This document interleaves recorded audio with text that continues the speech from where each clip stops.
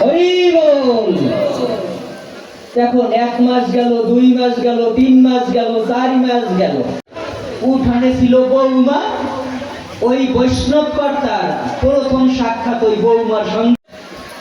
তো ওই দুপুর বেলায় ওই টাইমে ওই বাড়ির ভিতরে একজন আজানুলম্বিত মতো বসা আছে। কেননা শ্বশুর মশাই করেছে মানা কখনো সাধুগুরু বৈষ্ণবদের ভোজন করাবে না।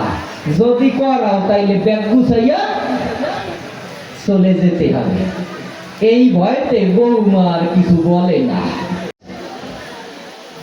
একজন আজানুলম্বিত তনু পরম বৈষ্ণব সন্ন্যাসী ওই বাড়ির ভিতরে, বুঝতে পারছেন? আমি তো চোখ বুঝে পাঠ করি না, করি আবার আমাকে কিছু আহার খেতে দাও, আমাকে কিছু আহার খেতে দাও। কাজকর্ম করে দুপুর বেলায় সংসারের কাজকর্ম করে। আর সামনের বারিন্দায় সোফা সেটে একজন বৈষ্ণব আছে, কিন্তু তার মুখে দুটো আহার দিতে পারে না। কি জন্য? ওই যে তখন বৌমা বুদ্ধি করে বলে,